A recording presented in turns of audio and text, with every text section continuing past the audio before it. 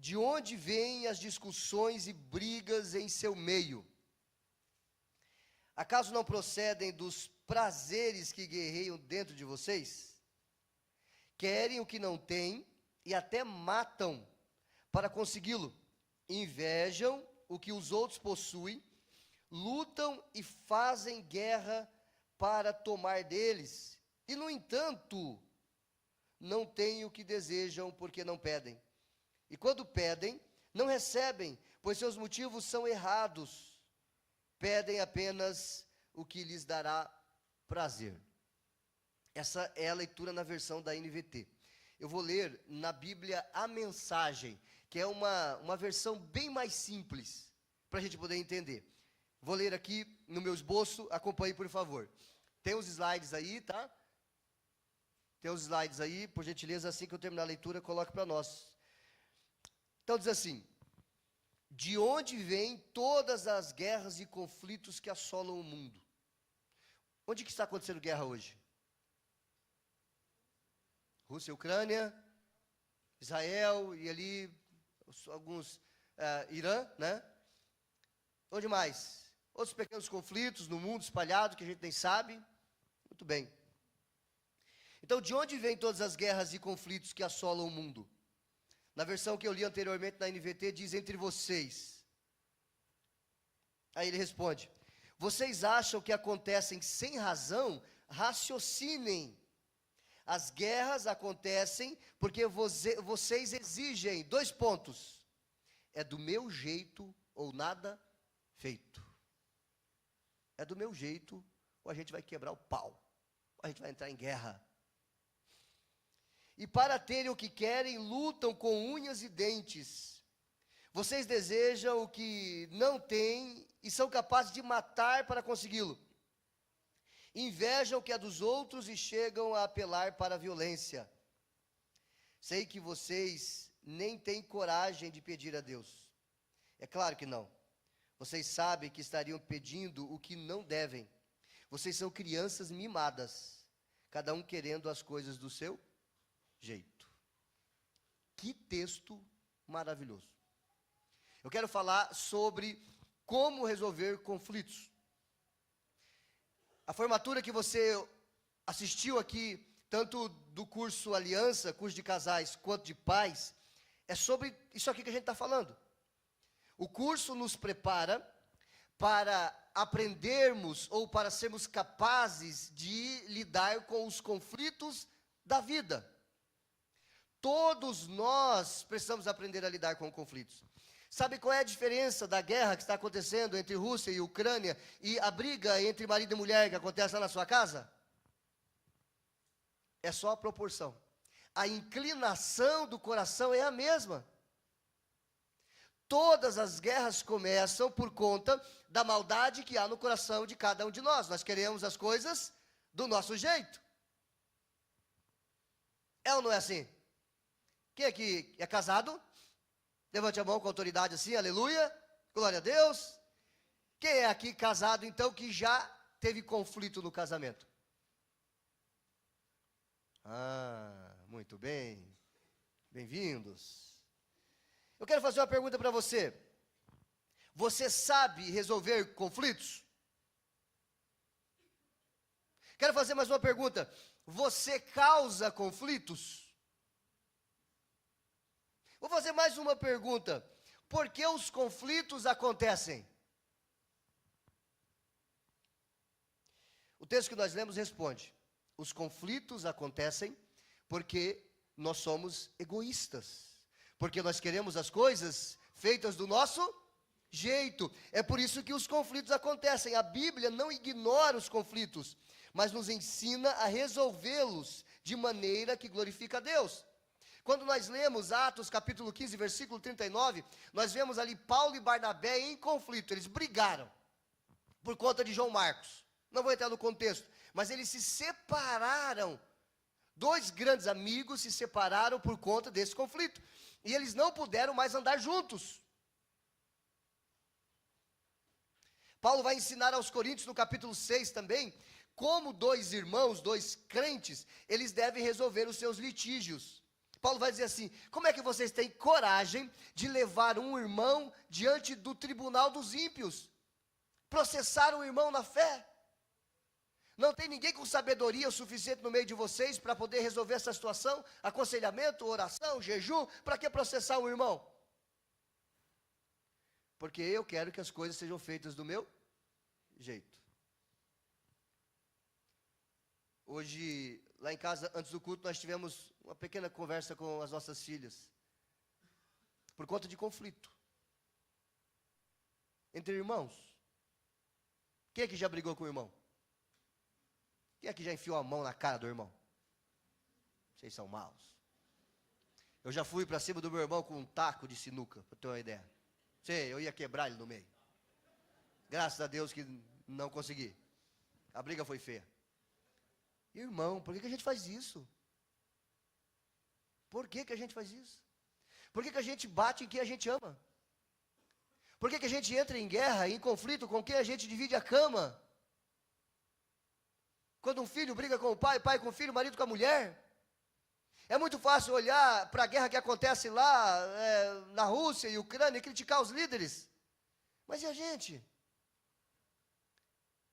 Tem gente da família que a gente não fala mais, porque estamos em guerra. Tem mulher que consegue ficar uma semana sem conversar com o marido. Tem marido que consegue ficar uma semana sem conversar com a mulher. É fácil criticar os grandes líderes que entram em guerra, mas e a gente? Crianças, jovens, adultos, casais, famílias. Como cristãos, nós somos chamados à reconciliação, à paz e ao amor. Mateus capítulo 5, verso 9. Projeta para mim, por favor. Mateus 5 e 9. Pega a sua Bíblia rapidinho, manuseia a Bíblia aí. Mateus capítulo 5, verso 9.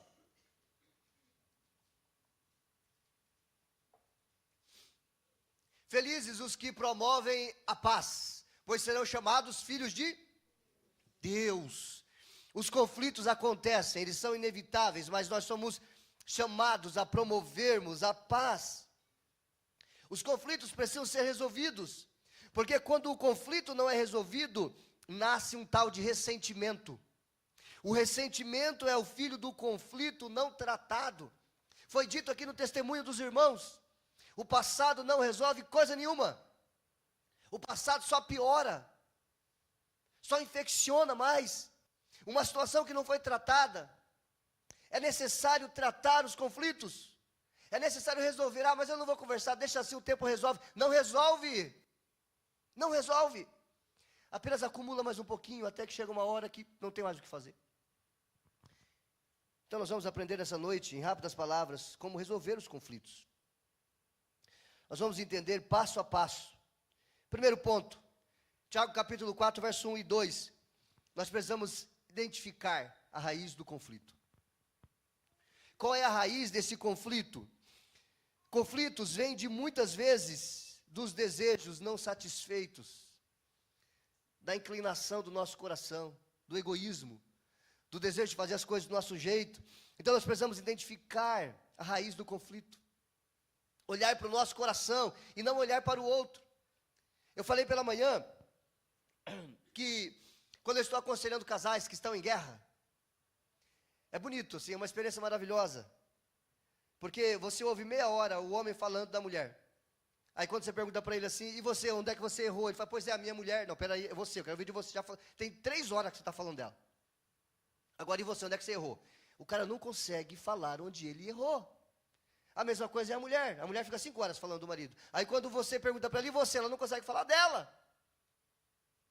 A gente não consegue olhar para a raiz do problema, identificar a raiz do problema, que está no nosso coração. Sentimentos como egoísmo, orgulho e inveja geram todo tipo de conflito. C.S. Lewis, ele vai dizer assim, o problema não é que queremos demais, não é esse o problema é que queremos as coisas erradas demais. Jeremias 17:8 diz assim, enganoso é o coração mais que todas as coisas. Enganoso é o nosso coração. Você consegue examinar o seu coração? Você consegue olhar para o seu coração?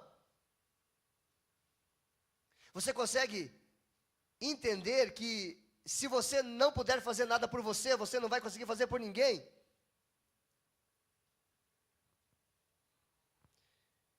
Muito bem. Muitas vezes não é o que o outro fez, mas como isso afetou o meu coração.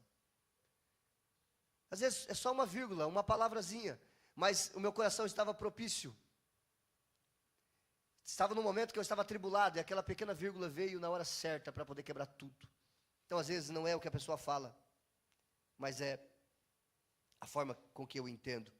Henry Cloud, psicólogo cristão, ele diz assim: boa parte dos conflitos são resultado de limites mal definidos ou não respeitados. Estabeleça limites e respeite os limites. Nós precisamos aprender a dizer não, sem justificar. Não por quê? Porque não, simples assim. Precisamos fazer uma autoavaliação. O que em mim está contribuindo para este conflito? Vamos lá? O que em mim está contribuindo para este conflito? Todos nós temos conflitos para resolver. Qual é a sua parcela? O que em você está contribuindo para esse conflito? Ou a culpa é só do outro? Olhe para o seu coração. O que você precisa reconhecer? Então, esse é o primeiro ponto. Identifique a raiz do conflito. Amém, meus irmãos? Você sabe resolver conflitos? Olhe para a pessoa do seu lado com carinho e respeito. Se for a sua esposa, com mais respeito ainda. E diga assim, pergunte, você sabe resolver conflitos? Agora pergunta assim, você gera conflitos? E aí? E aí, Edson? É? Mais você ou mais ela? Você sabe resolver os conflitos? Você gera conflitos? Segundo ponto, eu identifiquei a raiz do conflito. A raiz está lá no meu coração, o problema sou eu, não é o outro, sou eu. Segundo ponto, alinhe suas motivações com a vontade de Deus. Olha só o versículo 3, diz assim: e quando pedem, vocês não recebem, pois seus motivos são errados. Por que são errados? Porque vocês pedem apenas aquilo que lhes dá prazer. Então alinhe as suas motivações com a vontade de Deus. Boa parte das coisas que os homens pedem, as mulheres pedem a Deus, são egoístas. Um homem orava assim: Senhor, faça de mim um grande pregador, que eu viaje o mundo pregando o evangelho. E Deus falou para ele assim: por que você não ora para ser aquele que vai carregar a mala do grande pregador? Por que você quer ser o grande pregador? Por que nós queremos ser grandes? Por que nós queremos tanto reconhecimento? Por que há essa necessidade tão grande na gente? De queremos ser os primeiros, os que estão na frente. Nós precisamos da unção de João Batista, amém? Que eu diminua, e que ele cresça, que ele apareça. Nós somos narcisistas, todos nós temos narcisismo em nós. Existe o narcisista patológico, ele é doente, geralmente tem que fugir dessas pessoas, mas todos nós temos um pouquinho de narciso. Aquele cara que se achava tão lindo, tão maravilhoso, tão lindo, que o dia que ele viu o reflexo dele na água, ele ficou olhando, apaixonado por ele, até que ele foi atrás e morreu afogado. Tem gente que é assim, é só ela, e depois dela é ela de novo.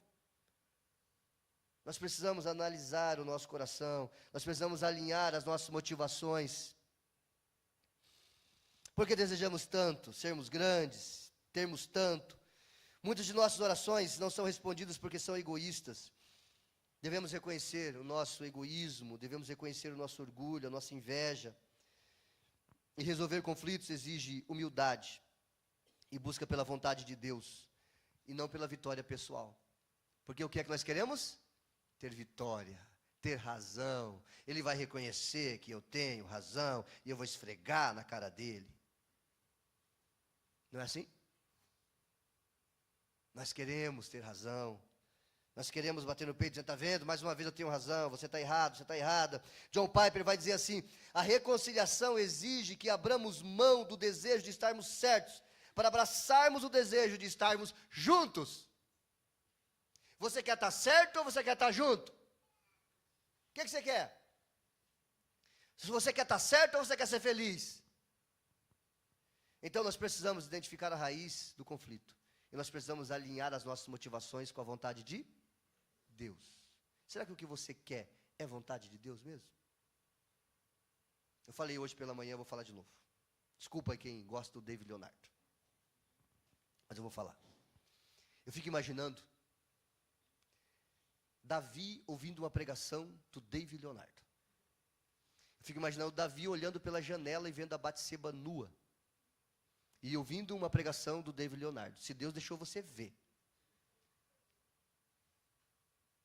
Aí ele viu. Aí ele quis. Aí ele mandou buscar a Batseba. O servo disse assim, ela é casada. Mas ele já, o diabo já tinha ali entrado na situação. Se Deus deixou você tocar. Aí o Davi, olha só, né? O que aconteceu? Pode ficar bravo comigo se você gosta do David Leonardo, não tem problema. Aí eu fico imaginando Sansão ouvindo o David Leonardo e olhando para Dalila. Já pensou? Deus não está interessado em realizar os seus sonhos. Não. Deus está interessado que você seja santo. Deus está interessado que você se submeta à vontade dEle. Deus está interessado que você seja um marido santo, uma esposa santa, um filho santo, cheio do Espírito Santo. Porque a maior parte dos seus desejos são egoístas. Só que são essas pregações que massageiam o nosso ego, não é verdade? Se Deus deixou você ver, se Deus deixou você tocar, se Deus, porque Ele vai te dar. Fica tranquilo, não vai. Isso é mentira, Ele não vai. Ele está interessado que você se pareça com Jesus. Ele está interessado que você tome a sua cruz. Ele está interessado que você entre pela porta estreita e caminhe pelo caminho apertado, porque é esse que conduz para a salvação, amém, meus irmãos? Mas se você quer continuar ainda ouvindo o David Leonardo, vai lá, você vai ser um crente bem fraquinho. Bem fraquinho. Vai lá. Terceiro ponto, busque a reconciliação com humildade e verdade. Mateus capítulo 18, vamos lá. Mateus capítulo 18, o texto que nos ensina a lidar com a disciplina.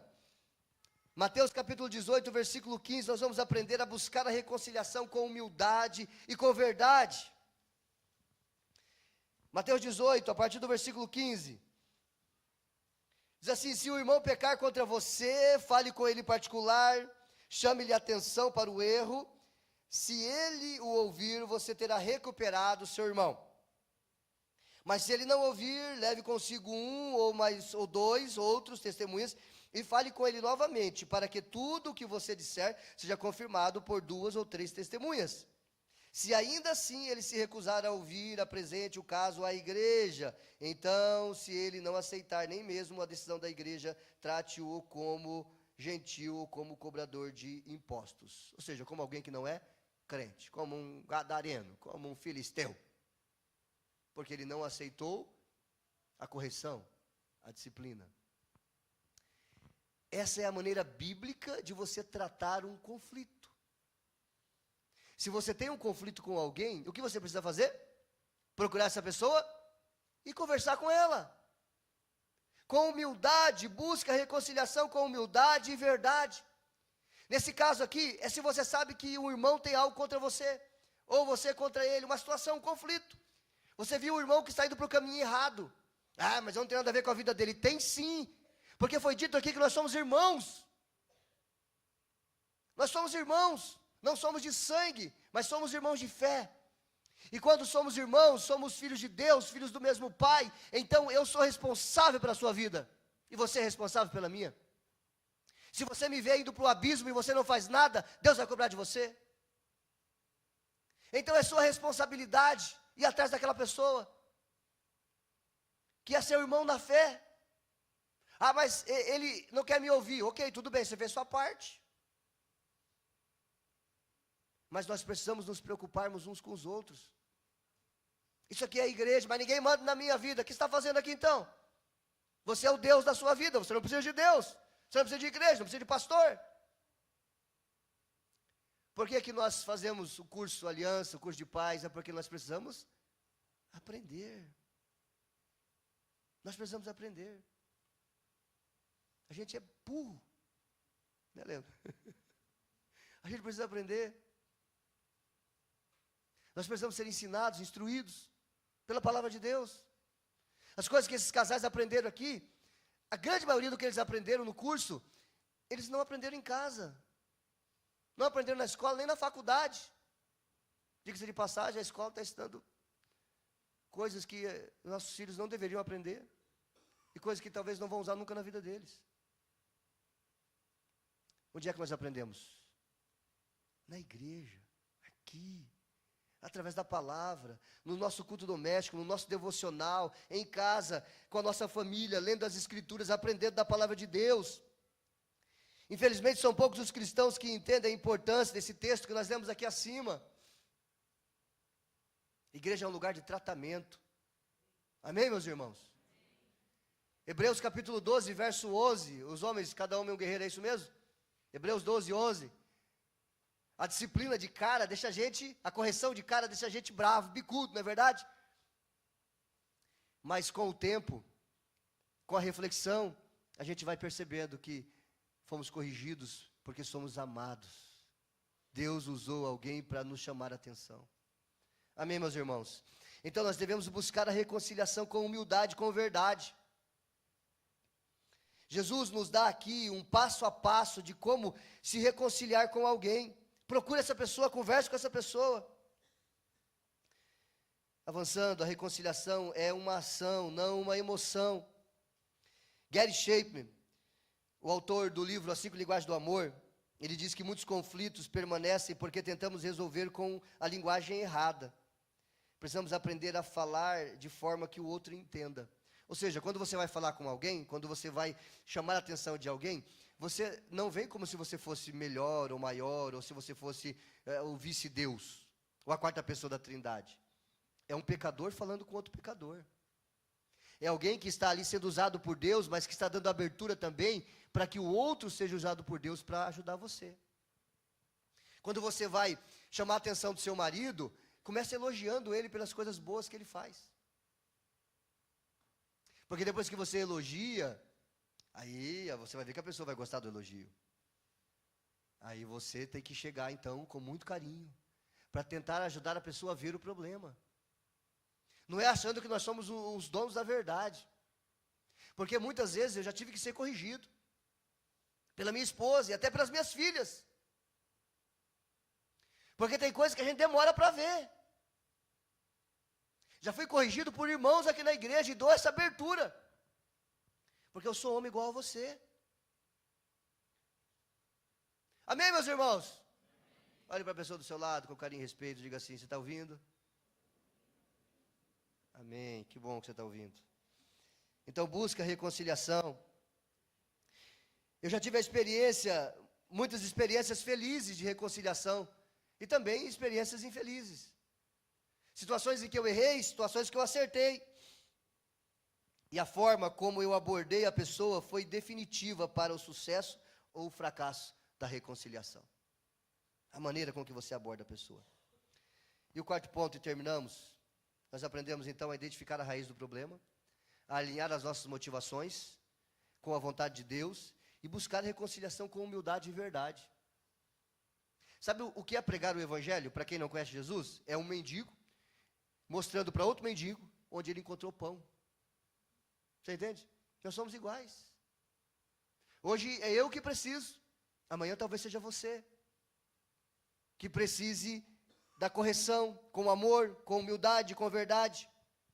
Colossenses capítulo 3, verso 12 e verso 13. Permaneça firme na atitude de perdão. Vamos lá para Colossenses, abra sua Bíblia em Colossenses. Vê se vai sair aqui para mim, aí eu leio com vocês aqui na projeção para a gente ganhar tempo. Colossenses 3 e 12. Ali, visto que Deus os escolheu para ser seu povo santo e amado, revistam-se de compaixão, bondade, humildade, mansidão e paciência. Devia ter comprimido dessas coisas, né? Sejam compreensivos uns com os outros e perdoem quem os ofender. Lembre-se de que o Senhor os perdoou, de modo que vocês também devem perdoar. A essência do cristianismo é o perdão. Nós só somos cristãos porque fomos perdoados. Aí eu não quero perdoar? Aí eu não consigo perdoar? Eu só vou entrar no céu porque eu fui perdoado de todos os meus pecados. Mas quando alguém peca contra mim, eu não perdoo. Permaneça firme na atitude de perdão. Eu sempre que eu peco contra alguém, eu digo assim, eu vou lá e me retrato, peço perdão e digo assim, ó, se acontecer de novo, esteja pronto para me perdoar. Provavelmente vai acontecer, porque eu sou um cara bem difícil.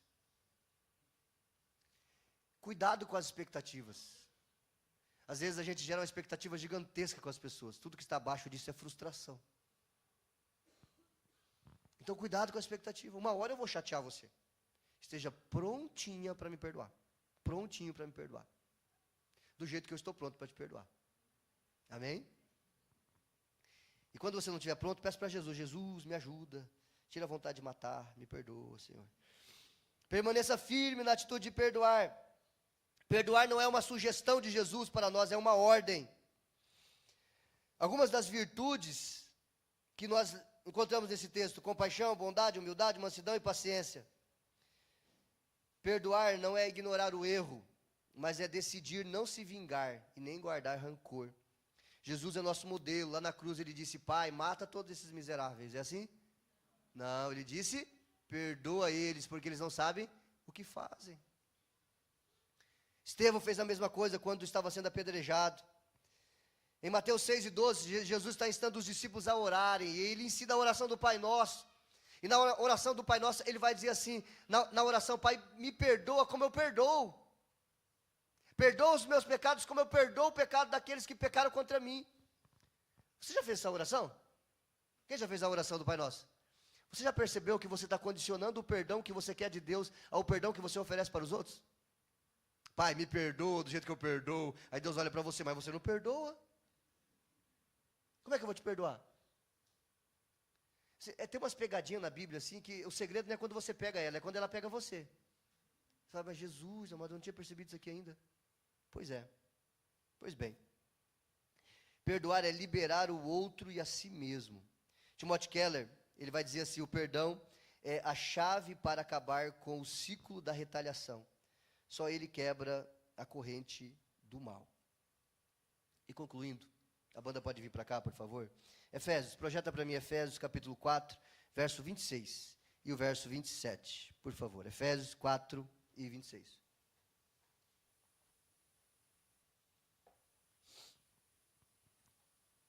Diz assim: e não pequem ao permitir que a ira os controle. Acalmem a ira antes que o sol se ponha. Ou seja, não vai dormir sem você entregar isso aí para Jesus. Acalma o coraçãozinho aí. E o 27, pois ela quem? A ira cria oportunidades para quem? Para o diabo. Então, conflitos não resolvidos dão oportunidade ao diabo. Quantas vezes o diabo já tentou colocar coisas no meu coração? Por conta de pessoas que até me humilharam. Mas sempre que o Espírito Santo vai lá e: Josias, eu entrego tudo para Jesus. Porque a ira, o ressentimento, é uma oportunidade para o diabo. E eu não quero dar oportunidade para o diabo. Por isso eu perdoo. Ninguém me deve nada. Ninguém me deve nada. Se alguém me fez mal, está perdoado. Se alguém fizer, eu vou perdoar também. Porque não é que eu sou muito crente, tá? É que eu sou inteligente. Eu sou inteligente.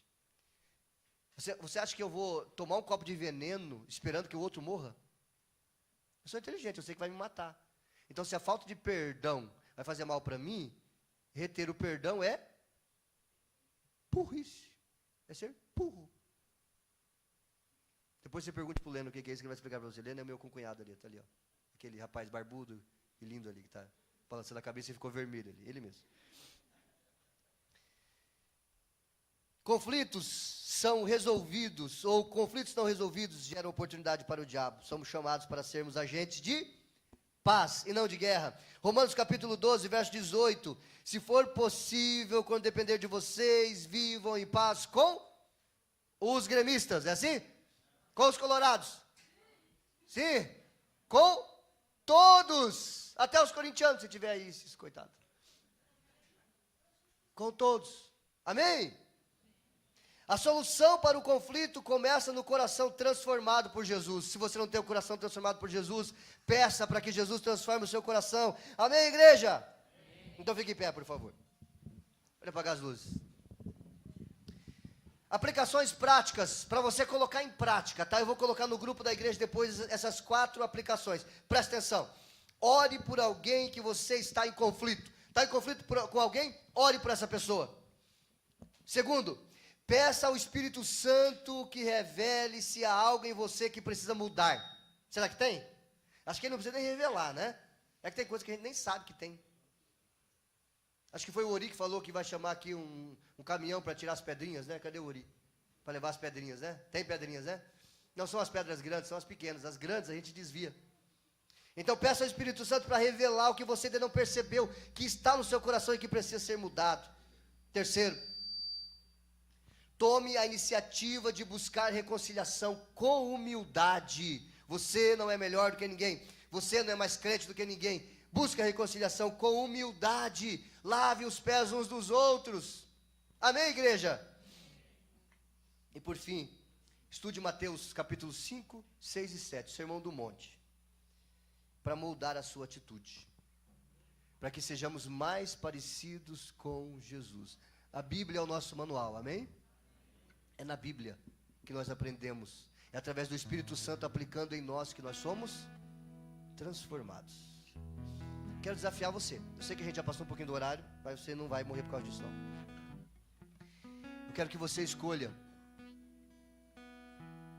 6 pessoas, ou aproximadamente isso. Tipo, quem está aqui, ó, vai virar para lá e vai fazer um círculo. Aí aqui de 8 pessoas vão fazer um círculo, pegando nas mãos. E toda a igreja vai fazer isso, amém? Você vai virar, para quem está atrás de você, você vai pegar nas mãos e vão fazer um ciclo, para nós orarmos. E a gente vai orar junto, a gente vai levantar a voz em oração, tá? E nós vamos orar, por quê? Nós vamos orar pela Ucrânia, amém? Nós vamos orar pelos missionários que estão morrendo lá, pelos pastores que estão sendo assassinados lá. Não por eles que já partiram, mas por aqueles que ficaram. Vamos orar pelas igrejas que estão sendo perseguidas. Nós vamos orar pelas crianças que estão sofrendo, que foram raptadas, sequestradas. Quem viu isso no grupo da igreja essa semana sabe do que eu estou falando. Nós vamos orar pela Ucrânia. Nós vamos orar pela Rússia. Nós vamos orar pelos países que estão em guerra. Nós vamos orar pelas pessoas que estão sofrendo por conta da guerra. E nós vamos orar pelos nossos irmãos que são perseguidos em países em que não há liberdade para servir a Jesus. Nós vamos orar. Amém? Alguém desse grupo aí, levante a voz em oração. Pode orar em voz alta, eu vou orar daqui também. E nós vamos encher esse lugar de oração. Nós vamos clamar por essas pessoas. E no meu amém nós concluímos e vamos cantar. Oramos, Senhor Deus. Nós estamos em Tua presença, Senhor. Nós estamos reunidos aqui como igreja. E nós ouvimos testemunhos maravilhosos nessa noite, de casais, de pais, que estão sendo impactados, Senhor, com tudo aquilo que estão aprendendo, com as ferramentas que estão usando, que estão colocando em prática, Senhor, para abençoar os seus filhos, para abençoar o seu cônjuge. Nós somos impactados também, Senhor, no culto da manhã, com a pregação dessa mesma mensagem, e fomos impactados agora também, Senhor, com esse ensinamento. Nós queremos aprender a resolver os conflitos. Nós queremos aprender, Senhor, a condicionar as nossas motivações à Sua vontade. Nós queremos, Senhor, sempre estarmos dispostos, Senhor, a buscar a reconciliação com humildade e com verdade. Nós queremos, Senhor, permanecermos firmes na atitude de perdoar.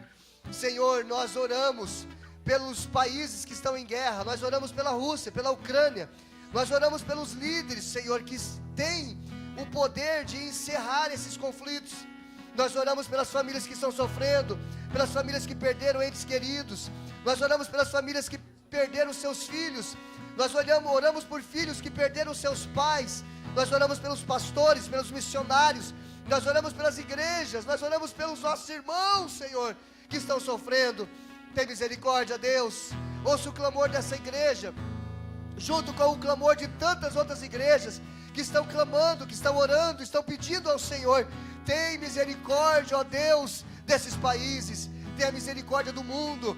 tenha misericórdia do Brasil, tenha misericórdia das famílias, tenha misericórdia do Rio Grande do Sul, tenha misericórdia da nossa cidade. Levante homens e mulheres cheios do Espírito Santo, para que possam fazer a diferença, começando nas suas casas, começando no casamento, começando na família, no trabalho, na comunidade, na igreja, Senhor. Ó Espírito Santo, enche esse povo do Senhor, que possamos transbordar do Espírito Santo, que possamos ser homens e mulheres de oração, que os nossos filhos cresçam em um ambiente de santidade e de oração, Senhor. Ouça o clamor da tua igreja, ó Pai.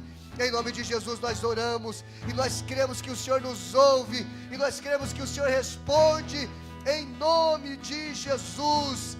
Amém e amém. Vamos adorar Jesus com essa canção.